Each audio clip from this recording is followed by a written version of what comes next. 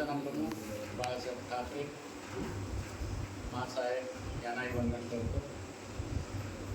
पक्षप्रमुख उद्धवजी ठाकरे, युवा नेते आणि महाराष्ट्राचे आशास्थान आदित्यजी ठाकरे, आपल्या विभागाचे माजी खासदार शिवसेना नेते सन्माननीय विनायक राऊत साहेब, या विभागाचे लोकप्रिय असे आमदार सन्माननीय उपनेते राजेंद्र साळवी साहेब, आज या इथे भगव्या सप्ताह निमित्ताने उपस्थित जिल्हा समन्वयक आपले रवींद्र ढोळे साहेब, उपजिल्हा प्रमुख आणि माझे सहकारी मित्र जगदीश राजापूर साहेब, तालुका प्रमुख संदीप गळगी साहेब आणि व्यासपीठावर उपस्थित इतर मंडळी जसे आता दीपालीताई ढोळे आहेत, माझे सभापती चंद्रकांत शिंदे आहेत, मी नावं फक्त घेतो, शरद चरखली आहेत, पाटोळे साहेब आहेत, विश्वास मांडवकर आहेत, चेतन खांदारे आहेत, नेवरेकर आहेत, रविकांत शिकडे,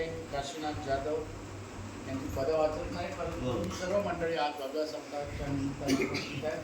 माझ्यासोबत सातव्याची उपविभाग संपर्क प्रमुख सन्माननीय विद्या पेडणेकर हे राजापूरहून खास आले आहेत, नांदेडकर आलेले आहेत आणि या इथे उपस्थित सर्व देवदे गटातील सर्व तुम्ही शिवसैनिक बंधू बघू, आज भगव्या सप्ताहाच्या निमित्ताने आपण एकत्र आलेलो आहोत.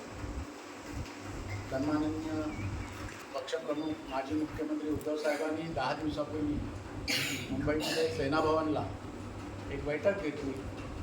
विधानसभा संपर्क प्रमुख जे महाराष्ट्राचे आहेत 288, त्या बैठकीमध्ये असं ठरलं की प्रत्येक विधानसभा संपर्क प्रमुख त्या विधानसभेत जाऊन भगव्या सप्ताहाचं एक अध्यक्षस्थान भूषवून आपापला विभाग मजबूत करा, भगवामय करा आणि भगव्या सप्ताहाच्या निमित्ताने लोकसंपर्क करा. आपले सैनिक, ज्येष्ठ सैनिक आहेत, महिला भगिनी आहेत, या एकत्रितपणे एकमेकाशी संपर्क करून शिवसेना वाढीसाठी, शिवसेना बळकटीसाठी काय करता येईल या सगळ्या गोष्टीची सामूहिक चर्चा करा आणि पक्ष बळकटीसाठी जे जे काही करता येईल ते या आठवड्यामध्ये करा. 4 तारीखपासून 11 तारीखपर्यंत 7 दिवस हा भगवा सप्ताहाचं नियोजन सन्माननीय आमदार, त्याच्यानंतर जे तालुका प्रमुख आहेत, उपजिल्हा प्रमुख आहेत, जिल्हा प्रमुख सन्माननीय चाळके साहेब आहेत, या सर्वांच्या मार्गदर्शनाखाली आणि विनायक राऊत साहेब यांच्या आशीर्वादाने हा संपूर्ण भगवा सप्ताहाचं नियोजन करण्यात आलेलं आहे. या नियोजनामध्ये जी मंडळी आहेत, विभाग प्रमुख आहेत, उपविभाग प्रमुख आहेत, सगळ्यांचा सहभाग आहे. परंतु हा सहभाग घेताना आपल्याला काय करायचं हे फार महत्त्वाचं. जसं आपण भगवा ध्वज आज छानपैकी इथे भगवे ध्वज लावलेले आहेत, भगवा ध्वज लावून वातावरण निर्मिती करणं, एकमेकाशी संपर्क करणं, अगदी चहाच्या निमित्ताने का होईना आपण आमच्या चर्चा केल्या, संघटनात्मक आपण गेले कित्येक वर्षात पक्ष वाढीसाठी काय करतोय, मागे लोकसभेला आपला जरी पराभव कसा झाला, त्याची कारणं काय, याची चर्चा केली तरी त्यातून काहीतरी चांगलं निष्पन्न होतं. ज्या वेळेला आपण एकत्र येतो त्या सामूहिक चर्चेतून विचारांचं एक आदान प्रदान होतं. समोरच्याचे काही विचार जे आपल्याला माहिती नसतात ते कळतात, आपले विचार त्याला कळतात आणि हे सामूहिक विचारांचं आदान प्रदान भविष्यात संघटना वाढीसाठी पोषक असतं आणि निश्चितच चांगलं असतं. विरोधातली मतं आपल्याकडे कशी घेतली जाते, ज्यांनी गावागावात वाडीवाडीत आपल्या विरोधी मतदान केलं आपल्याला असं कळत आहे, त्यांना आपुलकीने आपण आपल्याजवळ कसे आकर्षित करू आणि त्यांना आपण आपल्या संघटनेबद्दल माहिती देऊन, विकास कामांबद्दल माहिती देऊन, शिवसेना पक्ष आणि पक्षप्रमुख आपल्यासाठी कळकळीने काय करताय. आज संपूर्ण महाराष्ट्र जाणतो की करोना काळात अगदी मुख्यमंत्री असताना त्यांनी कशा तऱ्हेने महाराष्ट्र सांभाळला आणि आपल्याला एक जागतिक भयानक अशा संकटापासून मुक्त केलं. हे सर्वश्रुत आहे आणि ज्या पद्धतीने त्यांनी ज्या 2-2.5 वर्ष चांगल्यापैकी राज्य सांभाळलं हे आपल्या सर्वांना माहिती आहे. परंतु दुर्दैवाने काही आपल्यातले गद्दार निघाले आणि त्यांनी पक्ष फोडला, भाजपाने त्यात भर घातली आणि बाजूला केलं. आज पैशासाठी ह्या सगळ्या गोष्टी घडल्या. आज लोकसभेत सुद्धा तुम्ही पाहिलं या निवडणुकीत समोरच्याने धनदांडगे होते, पैशाने गब्बर होते, या मंडळींनी पैसा वाटून कशा पद्धतीने मतांच्या चोऱ्या केल्या आणि एक चांगला खासदार आपल्याला त्यामुळे आपण त्याचा पराभवाला सामोरं जावं लागलं. पैशाचं वाटप संपूर्ण सिंधुदुर्ग आणि रत्नागिरी जिल्ह्यात दोन्हीकडे झालं.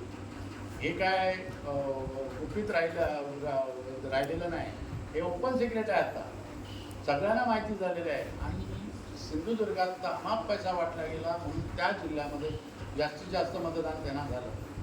आज रत्नागिरी जिल्ह्यामध्ये आपण सर्वांनी आपला मतदारसंघ जो आहे तो अतिशय चांगल्या प्रकारे सांभाळला. या देवदे गटात सुद्धा मी नुकतीच राजपकरांकडून माहिती घेतली की चांगल्यापैकी इथं मतदान झालं, मताधिक्य आपल्याला इथे मिळालं. त्याबद्दल खरंच मी अभिनंदन करतो. या लांजा तालुक्यात सर्व मंडळी सुशिक्षित आहेत. जास्तीत जास्त चांगल्या मंडळीचा डॉक्टर वकीलच्या मंडळींचा हा तालुका आहे. गांजापूर शहरसुद्धा विकसित चांगल्यापैकी झालेलं आहे. आपल्याला फार अडचण येत नाही. परंतु विकास कामाच्या संदर्भात स्थानिक आमदार हेही आपल्या परीने जेवढं जमीन करतात त्यांनी विकास कामांचा चांगला इथे धडाका लावलेला आहे. त्यांना साथ देणारे संदीप तळी, राजातकर आणि इतर मंडळी साहेब वगैरे आहेत. या मंडळीने शिवसेना पक्ष एक चांगल्या पद्धतीने इथे राखलेला आहे. आणि हेच मताधिक्य भविष्यात सुद्धा आपण थोडं बहुत आपण कमी पडतो, कारण विशिष्ट प्रकारची लोक असतात. पैशाने आपल्याला आता पालूचं मागाशी उदाहरण दिलं गेलं की कशा तऱ्हेने खोटं नाटक सांगून त्या मंडळींना जबरदस्तीने आपल्यात घेतात. तीच मंडळी दुसऱ्या दिवशी बोलतात की आम्ही गेलेलोच नाही. आणि अशा तऱ्हेने हा पैशाचा वापर करून भुलवून खोट्या गोष्टी करून माणसं आपल्याकडे आकर्षित करायची, पेपरला दाखवायचं आणि इतरांना सुद्धा त्यापासून असं दाखवायचं की बघा कसं आम्ही फोडाफोडी करतो आणि लोक कंटाळले. तर असं काही नाही. या चुकीचं चित्र आपल्या डोक्यात न घेण्यासाठी अशी जी काही लोक हा विषय फार लावून धरतात त्यांचं प्रबोधन करणं, त्यांना समजावून सांगणं सुद्धा आपल्याला गरजेचं आहे. या भव्य सप्ताहाच्या निमित्ताने आपण जरी आपल्यात काही हेवेदावे असतील, अपमान असेल, एकमेकाचा कधी काय झाला असेल, अबोले असतील तर ते सोडा. शिवसेनेच्या वाढीसाठी, संघटनेच्या वाढीसाठी हा 1-1.5 महिना कार्यकाळ हा जो 1.5 महिन्याचा आहे तो चांगला कारणी लावा असं मी सगळ्यांना विनंती करण्यासाठी या इथे आलेलो आहोत. या इथे सगळी जी मंडळी आहेत इतर पदाधिकारी हेही तुम्हाला वारंवार प्रबोधन करत असतात, सांगत असतात. परंतु आज मी माझ्या माध्यमातून हेच 4 शब्द तुम्हाला सांगायला आलेलो आहे. शिवसेना हा 4 अक्षरी महामंत्र आहे की ज्यांनी आज महाराष्ट्रात एवढी वर्ष आपला सर्वांना मराठी माणसाला सांभाळलेला आहे. बाळासाहेबांनी ज्या पद्धतीने चांगल्यापैकी मराठी माणसाच्या न्यायासाठी मुंबईला जे आपली जी मुलं काम करतात त्यांच्यासाठी झगडे दिले, उठाव केले, आंदोलनं केली, त्यामुळे आज आपण ताटमानेने जगतो आहोत. आज राजापूर, लांजा, साखरपा हा जो आपला संपूर्ण मतदारसंघ आहे, या मतदारसंघात जो आपण विधानसभेच्या माध्यमातून विजय प्राप्त केलेला आहे हा शिवसेनेला या इथे बळकटी आहे म्हणूनच केला आहे. तर हा भगवा ध्वज खाली उतरता कामा नये. भविष्यात जर आपला झेंडा खाली उतरला तर दुर्दैवाने आपल्याला येणारी जिल्हा परिषद, त्याच्यानंतर जे काय पंचायत समिती आहेत, ग्रामपंचायत आहेत, सगळ्या आपण नगरपरिषद आहेत, या आपण हातातून घालून बसू आणि मग आपल्याला विकास कामापासून वंचित राहावं लागेल. विकास कामासाठी जायचं कोणाकडे हा प्रश्न आपल्यासमोर निर्माण होईल. तुम्ही सर्व निष्ठावंत मंडळी आहात. आपला एक पिंड असतो की विरोधक जर आपला कोणीतरी सरपंच असेल किंवा आपल्या विचारांचा नसेल तर आपण त्याच्याकडे जायला टाळतो. तशाच पद्धतीने जर जिल्हा परिषद सदस्य, पंचायत समिती सदस्य जर आपला नसेल तर आपल्याला जायची इच्छा होत नाही. म्हणजेच विकास कामांची निवेदनं आपण तिथे नेत देत नाही, त्यांना बोलत नाही. कारण आपला पिंड जो आहे शिवसेनेचा आहे. आणि तुम्हाला हेही जाणवत असेल की कित्येक इतर पक्षाची मंडळी सुद्धा आपल्याकडे आपल्या विकास कामासाठी येत नाही. म्हणजेच काय की पक्षनिष्ठा असते. दुसऱ्या पक्षाच्या उमेदवाराला, दुसऱ्या पक्षाच्या आमदाराला म्हणा, जिल्हा परिषदेला तितकंसं मानायला तयार नसतात आणि त्यापासून विकास अडून राहतो. म्हणून तुम्ही मंडळींनी एवढंच लक्षात घ्या, एक धक्का आपल्याला पोहोचलेला आहे. यावेळेला आपण लोकसभेला अतिशय थोड्याशा फरकाने, 45,000 म्हणजे फार मोठा लोकसभेचा फरक नाही. 2 जिल्हे होते, एकूण 6 मतदारसंघ विधानसभेचे होते. याच्यात हा थोडासा फरक हा दुर्दैवाने आपल्याला सामोरं जावं लागलं, पराभवाला. आणि आपल्याला हे शल्य आता पोचत आहे. त्याचं जे उपक्रम काढायचं आहे त्यासाठी आपण सर्वांनी सज्ज व्हायला पाहिजे.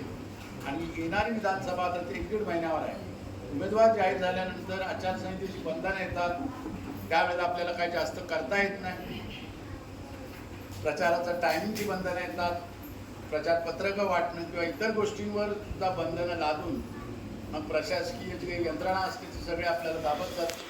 प्रत्येक ठिकाणी हे करता येणार नाही, तुम्हाला ते करता येणार नाही, तुम्ही असं का गेलं, इथे सभा एवढी वेळ का लागली तुमची, ह्या सगळी बंधनं असल्यामुळे हा महिन्यापूर्वीचा काळ आपण कारणी लावा.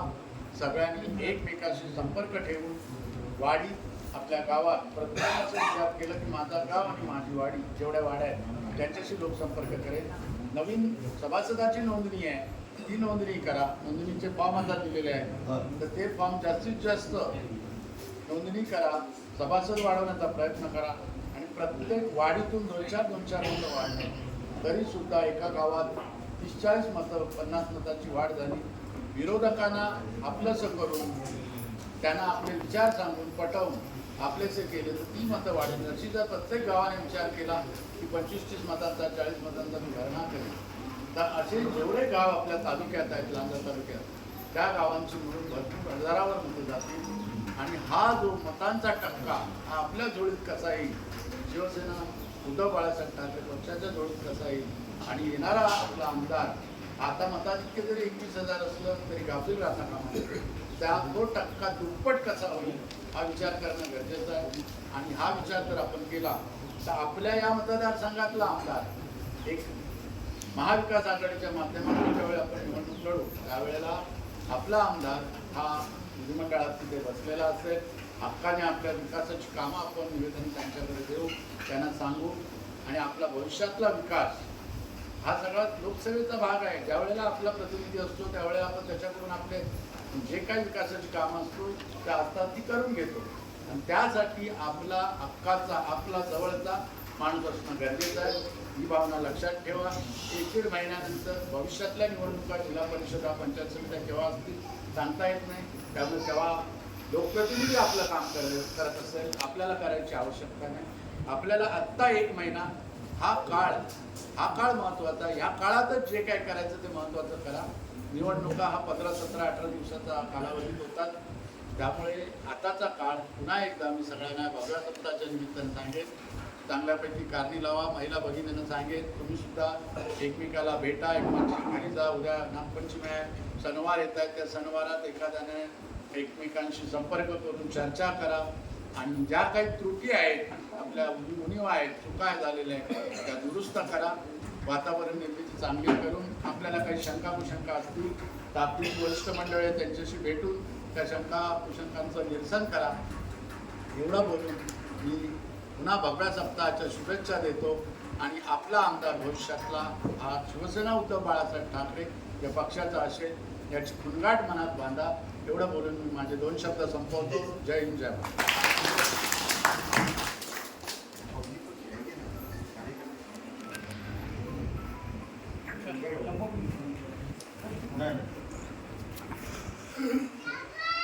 धन्यवाद साहेब.